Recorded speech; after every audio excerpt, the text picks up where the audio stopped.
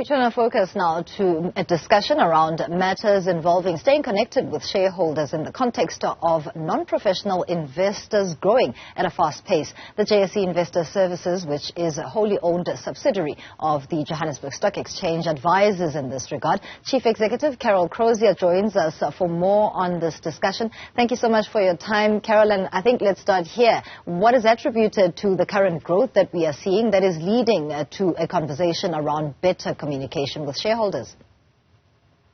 Good morning to me. So lovely to engage with you this morning, and thank you so much for having me, and a good morning to all of your listeners and viewers this morning.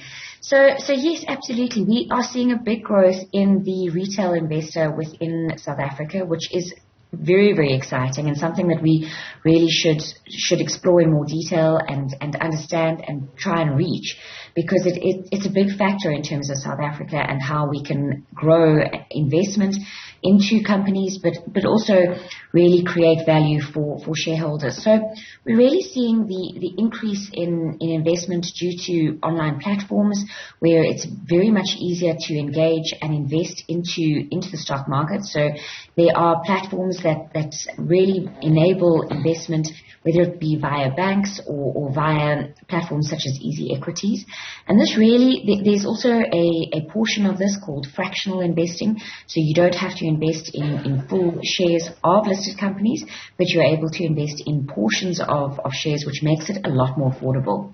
That growth is welcomed, and when you speak of online and all things digital, it means that that's exactly where communication is made easier. And with the lessons learned from COVID-19, remote working, remote investing, how has that worked out, and in terms of bettering the service offering?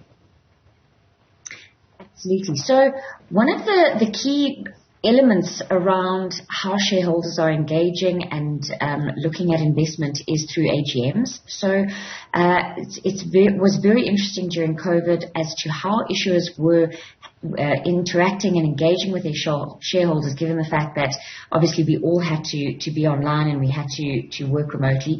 Virtual AGMs, virtual voting via these AGMs has been incredibly successful in South Africa. And in fact, the JSE was one of the first entities to run a fully virtual AGM.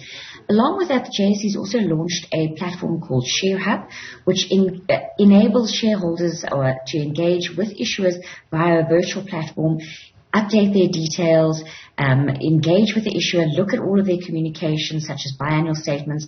It's been extremely successful, and the take-up within South Africa has been phenomenal.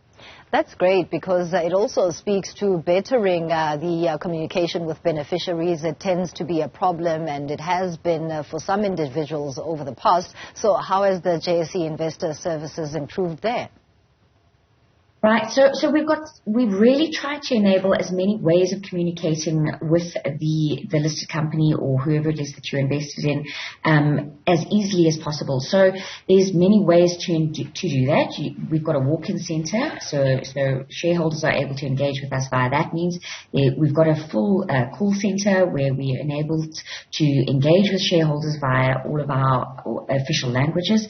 And then we've got ShareHub, which I made mention of, where it is really, really easy to log in, access your details, and update your information. It's incredibly important to be able to update your information, keep it current, so that the company that you're invested in is able to maintain communication with you. If I'm a shareholder and I move employment, or I change my mobile number or cell phone number, I become a lost shareholder, and it's incredibly important that that doesn't happen, because at the end of the day, we need to be able to maintain the communication so that you're able to benefit from being a shareholder. Absolutely. Thank you so much for your insights. That is Carol Crozier, CEO at the JSE Investor Service, talking to us this morning about the bettering the communication with shareholders in the tricky times that we find ourselves in, especially when it comes to the digitization of communication. That's